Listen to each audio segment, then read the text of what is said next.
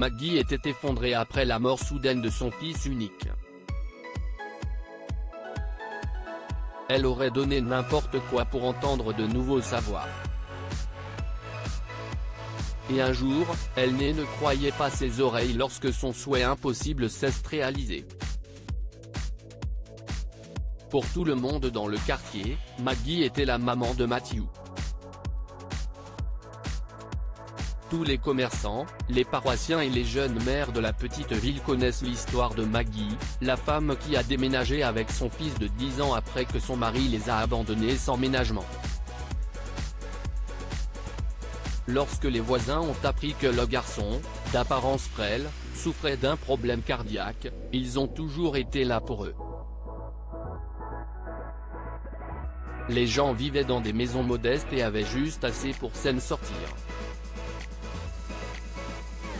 Mais ils étaient toujours là pour surveiller Matthew lorsque sa maman était au travail toute la journée, pour l'emmener à l'hôpital dans l'une de leurs vieilles voitures, ou pour donner à Maggie quelques-unes de leurs provisions lors d'un mois particulièrement difficile. Maggie a toujours été reconnaissante envers ses voisins bienveillants, car leur soutien lui a permis de se concentrer sur son travail. L'opération que les médecins avaient recommandée pour le cœur de Matthew coûtait cher. 3 années passèrent, et Maggie a économisé presque assez d'argent pour l'opération de Matthew. Encore un mois à courir partout, murmura-t-elle à Matthew un soir, s'émerveillant de voir que son petit garçon a maintenant 13 ans. Je sais que je n'ai pas pu passer beaucoup de temps avec toi, mon chéri. Maman a dû beaucoup trop travailler.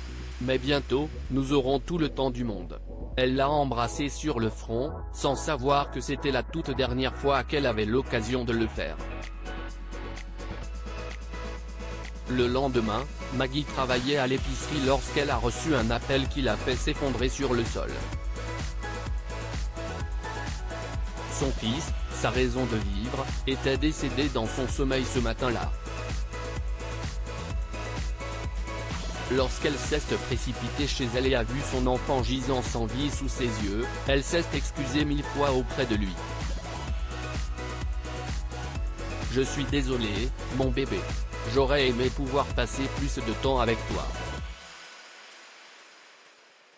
J'aurais aimé ne pas me noyer dans tant de travail. » Toute la ville s'était rassemblée à l'enterrement pour dire adieu à ce garçon courageux et généreux qui était devenu comme un fils pour eux. Dans les jours qui ont suivi, personne n'a pu voir Maggie. Elle est restée cloîtrée dans sa petite maison, allongée dans le lit de son fils, sanglotant sur ses vêtements et ses jouets, s'en voulant et imaginant des centaines de choses qu'elle aurait pu faire différemment. Elle pouvait voir son voisin s'approcher du porche et frapper à sa porte, mais elle savait qu'il ne pouvait rien faire pour qu'elle se sente mieux. Elle ne voulait pas se sentir mieux. Tout le monde est parti après avoir sonné plusieurs fois, sauf un garçon nommé Eric. Eric était différent. C'était un garçon sans défense, victime d'intimidation à l'école et maltraité par sa famille, et Matthew avait été son seul ami. Maggie n'a pas pu s'empêcher d'ouvrir la porte et de laisser l'enfant l'enlacer et pleurer. Les deux personnes ont passé tout l'après-midi à se remémorer des souvenirs de Matthew et à pleurer sur les genoux de l'autre. « Reste assis, Eric. Laisse-moi te donner quelque chose de chaud à boire, » dit Maggie. Alors, elle est allée dans la cuisine pour préparer une tasse de chocolat chaud pour le garçon. Elle l'a fait comme Matthew l'aurait aimé. En pensant à lui, un frisson lui parcourut le corps et elle essaya de ne pas fondre en larmes à nouveau. « Je donnerais tout pour entendre à nouveau sa voix », a sangloté Maggie dans son souffle. Si est alors qu'elle l'a entendu à nouveau. La voix de son Matthew. Joyeux anniversaire, maman. La boîte de sucre lui est tombée des mains, éparpillant le sucre sur le sol alors qu'elle se figeait au son de la voix du garçon qu'elle avait perdu. Pendant un moment, elle a eu du mal à respirer. Elle s'est précipitée dans le salon et a trouvé le visage de Matthew qui lui parlait sur le petit écran du téléphone qu'Eric tenait. Je sais que si tu vois ça, je ne suis plus là. Tu as probablement pleuré jusqu'à t'endormir, et tu as fait taire tous les voisins. Et je parie que tu as oublié que si est ton anniversaire, aussi. Eh bien, je n'aille pas oublier. Je ne serai peut-être pas là en chair et en os, maman. Mais sache que je suis reconnaissante pour chaque moment que j'ai pu passer avec toi. Je sais que tu t'es neveu de ne pas m'avoir accordé beaucoup de temps, mais je sais qu'il y avait aussi beaucoup d'amour dans cette absence. Maggie a dû s'asseoir pour ne pas tomber car ses larmes refusaient de s'arrêter. Elle a regardé le visage de Matthew plus longuement pendant qu'il disait « Je t'aime, maman. Tu es une grande héroïne. Tu ne le vois pas, mais moi si. » Quand il s'agissait de subvenir à mes besoins, il n'y avait rien que tu ne pouvais faire. Et je sais que tu penses que tu ne peux pas passer à autre chose, mais tu peux le faire aussi.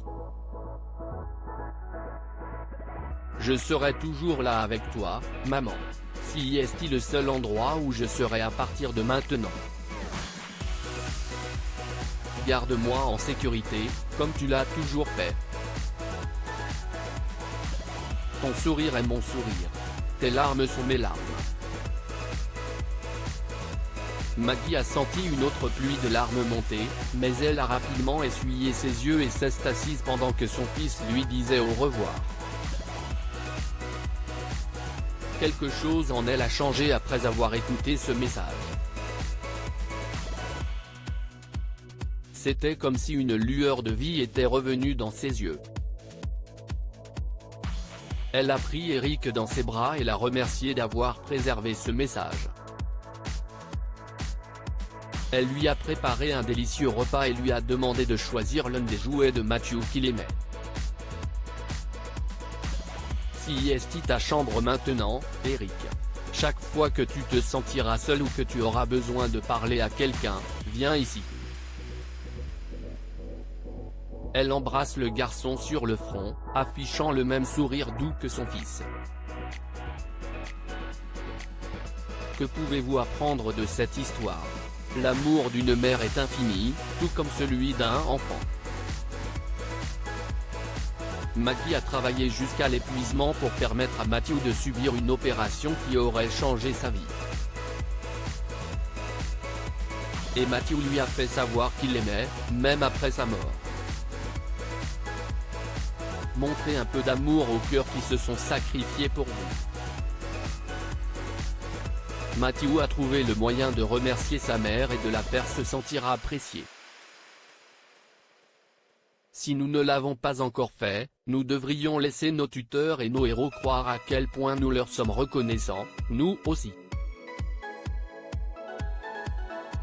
Lire aussi, après la mort de son fils, une mère entre dans sa chambre et pleure en entendant une voix qui lui dit « Salut maman », l'histoire du jour. Abonnez-vous à Mon Mama sur Google News.